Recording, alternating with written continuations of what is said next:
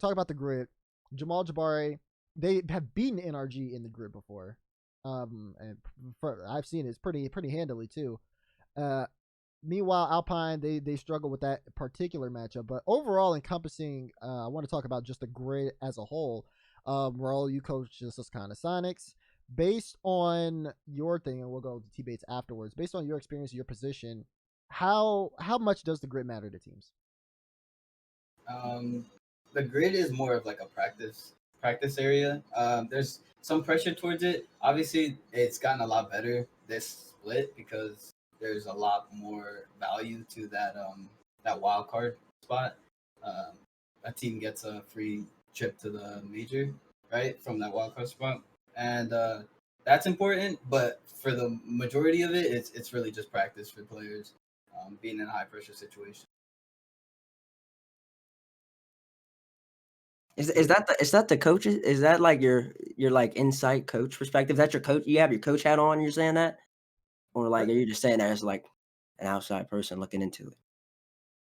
That's like the coach's perspective. It is a practice stage for players.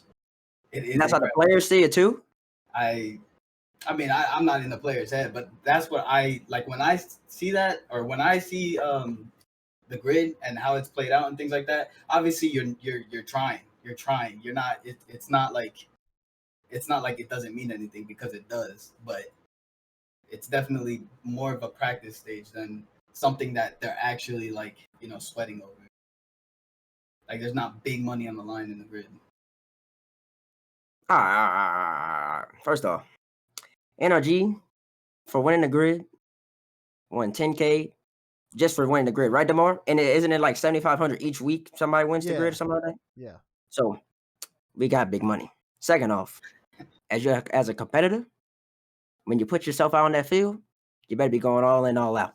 Because if you don't, somebody gonna take your bread from you. And it's all about making a dough, putting your brand out, and improving your status. Also, if you go out there halfway doing it, practicing, we just go. If we lose to them, it don't matter. Then you ain't never gonna get any better, and then you most definitely won't ever beat anybody in the regional when it matters most. And that's when it matters the most. We all know that. That's where the most money, where most of the bread is. So going into it, if I was to play out, the grid should matter every bit as much, because not only is it extra games, extra practice, extra reps, it's more money. On top of the money you can win from the regional, you can make more racks, it's more branding, more individual accomplishments, team accomplishments that a team can have, so that when they end those contract negotiations with Oars, they say, "Oh, we won this. I need to be making 12K a month rather than making 8K a month, because I don't lose." And so whether it's regional or grid, it's all about winning, and it's all about the W. So if I ever hear anybody, if you have any guests on the show saying that they don't care too much about the grids, we gonna have a problem. I 100% agree with your intake, T-Base. I agree with the way you view it. People should be trying. People should be caring, because there is money on the line, and you're in this game to be competitive, bro. You're at the top to be competitive. You want to win, so why not take it like that? But what I see and what I experience and what I hear around the league, it's not taken like that. So, all right. Well, I'm gonna one of these people that you see and what you hear. They're on the show right now, and let me educate them real fast, so I can educate make them a grown man. Because grown men don't play around their dough. Wherever 16-year-old in the world in the scene telling you that they don't care too much about the grid, put them on the show. Let them come talk to me. I'll get them right. And maybe they'll win. Which team is it that I don't even want to know. This surprised me. Well, whoever ain't trying, get them on the show. And I'll show them how it's done. Maybe another time. The Babber? All right.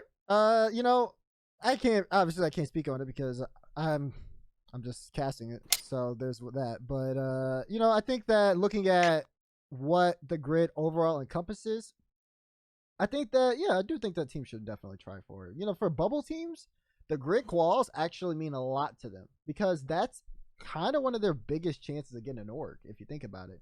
If you have a grid broadcast, that's free advertisement. So, oh my god, I gotta put on my brand hat here.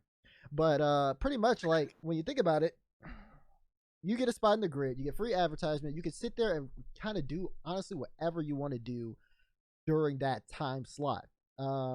As someone who is part of the NRG Grid broadcast, who, when we are live, not a flex, we are the #1 channel that's on that.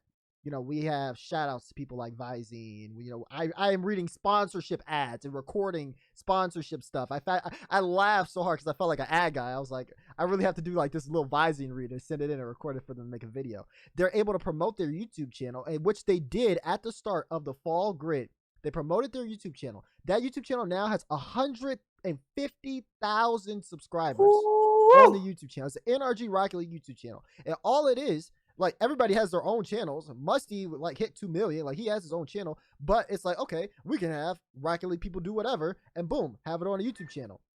And what they did was they started promoting and putting out content during the fall grid. It was like a weekly basis, and every time you tuned into the grid, there's a new video, and the new video you saw it live, and then it was also on the channel like maybe like an hour or so later, so people got to see it early. It gave people an incentive to watch, and then we do giveaways and stuff like that. We're giving away like Rocket headsets, and we give away one, and all you have to do is watch. Like, it does such a good job of being able to grab viewers who don't know anything about Rocket League, or maybe those who are just fans, keep them in, give them something to like sit for, and you get to retain viewership, bake in the ad revenue, get money from your sponsorships, and promote all of the brands that you want. There's so many wins for that. So I understand if you're a top team and you always have a guaranteed grid spot, sure, like, that you're not gonna fall out. But these boys that are down in the bubble are hungry, and there's definitely something that they can benefit from greatly from the grid, and they're gonna fight for those spots. So I think if you're like a middle of the pack team, you have to be taking every grid seriously, because you don't want to go through those qualifiers again. There's so much on the line that's just more than the prize pool that I don't think a lot of people are seeing. So I think like that's overall like kind of where I sit on that. Every team needs to take it seriously.